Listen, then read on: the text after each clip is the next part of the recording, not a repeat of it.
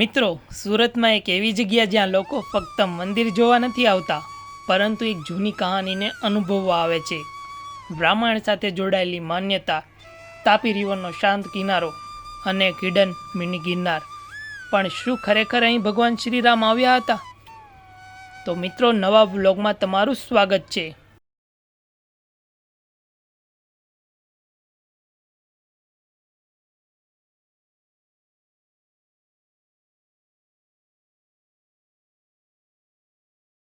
તો મિત્રો, આજે અમે નીકળી પડ્યા કાપોદ્રા એરિયાથી સુરતના ફેમસ રામમઢીના દર્શન કરવા માટે, જ્યાં તમે તમારા નાનપણમાં ઘણીવાર આવી ચૂક્યા હશો. તો જરૂરથી વ્લોગને પૂરો જોજો. રામમઢી ઓવારો પણ કહેવાય છે. અમરોલી અને જહાંગીરપુરાથી અમે ધીમે ધીમે રામમઢી સુધી પહોંચવા લાગ્યા.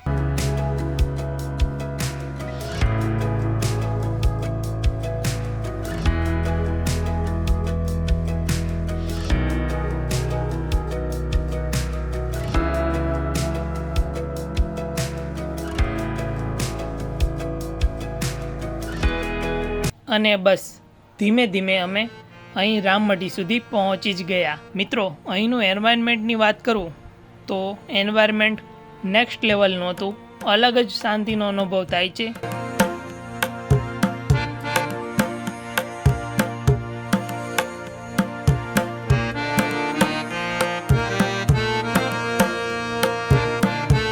લોકમાન્યતા અનુસાર આ જગ્યા ભગવાન શ્રીરામના નામ સાથે જોડાયેલી માનવામાં આવે છે. મિત્રો, ઓવારોનો અર્થ થાય છે રિવર સાઈડ આરામ કરવાની જગ્યા. તો વાત કરું ને તો જૂના સમયમાં સાધુ સંતો અને યાત્રીઓ અહીં રોકાતા હતા.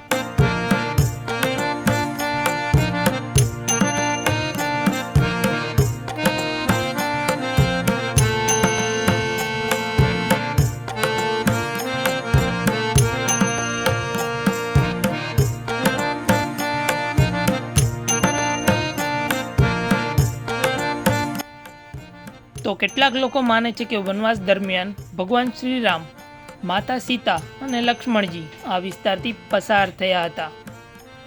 જોકે તેનો એક્ઝેક્ટ હિસ્ટોરિકલ પ્રૂફ મળતો નથી, પરંતુ સુરતના ઘણા જૂના લોકો અને લોક કહાનીઓ અને ઘણા એવા વ્યક્તિઓ દ્વારા કહેવામાં આવ્યું છે કે આ જગ્યાથી રામાયણ સાથે જોડાયેલી છે.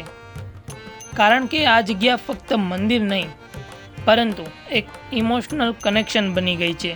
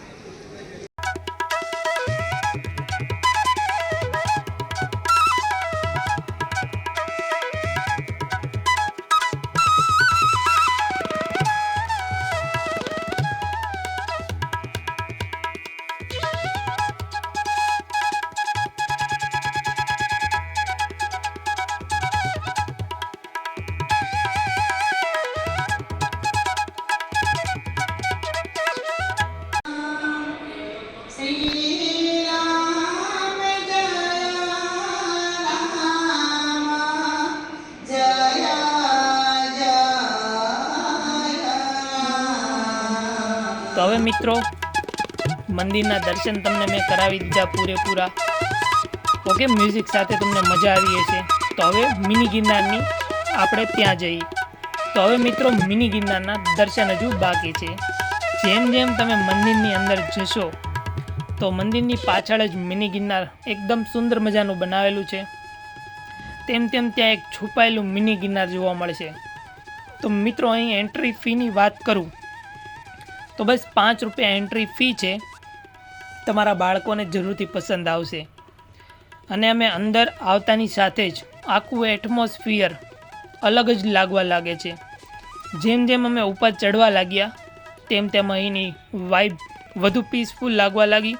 એકદમ મજાની વાત એ કહું ને તમને, તો અહીં તમે પરિક્રમા પણ કરી શકો છો. જેમ આપણે ગિરનારની કેમ પરિક્રમા કરતા હોય, તો એ રીતે તમે પરિક્રમા પણ કરી શકો છો. બિલકુલ ગિરનારની જેમ જ અલગ અલગ જગ્યાએ ભગવાનના દર્શન થતા રહે છે.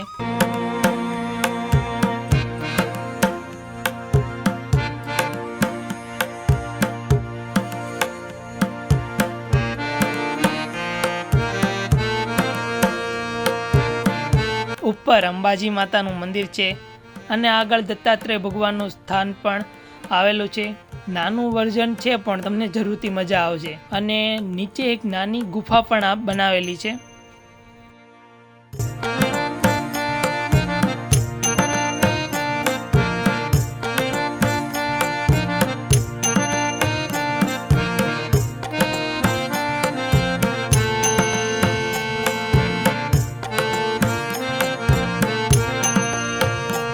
બહાર કેટલી પણ ગરમી હોય ને, અંદર જતાં જ એક અલગ જ ઠંડકનો અનુભવ થાય છે.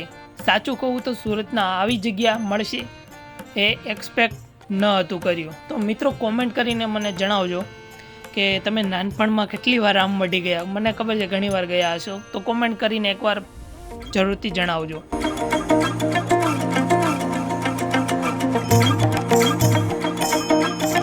તો ઉપર પહોંચ્યા પછી મંદિરના ઘંટીઓનો અવાજ, ઠંડી હવા અને શાંતિ આખો મૂડ રિફ્રેશ કરી દીધો.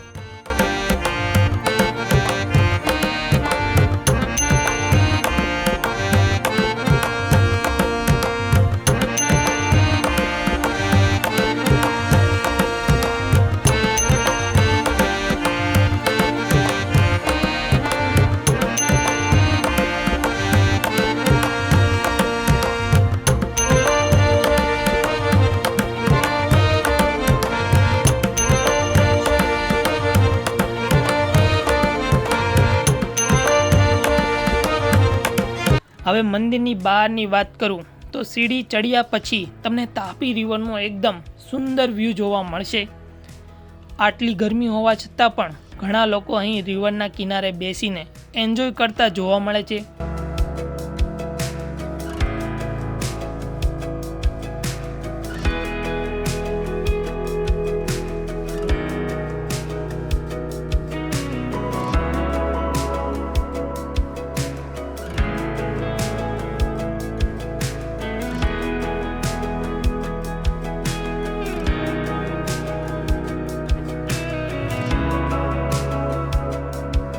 ફેમિલી સાથે પિકનિક હોય કે ફ્રેન્ડ સાથે પીસફુલ ટાઈમ સ્પેન્ડ કરવો હોય, આ જગ્યા તેના માટે પરફેક્ટ લાગે છે. અને અહીં તમે બોટ રાઈડ પણ કરી શકો છો.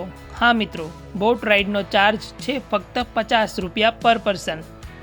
ઠંડી હવા, રિવરનો શાંત એટમોસ્ફિયર અને સામે એટલો સુંદર વ્યૂ, સાચે જ આ લોકેશન આખો મૂડ ફ્રેશ કરી દે તેવી છે.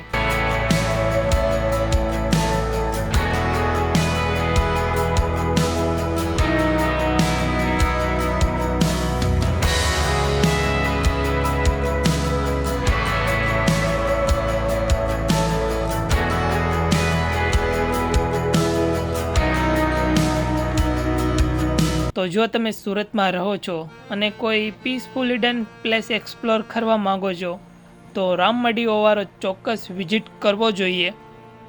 અને જો તમને વિડીયો પસંદ આવ્યો હોય તો અમારા વિડીયોને લાઈક કરજો, ચેનલને સબસ્ક્રાઈબ કરજો અને કમેન્ટ જરૂરથી કરજો. ઓકે મિત્રો, મળીશું નેક્સ્ટ એડવેન્ચરમાં. હર હર મહાદેવ.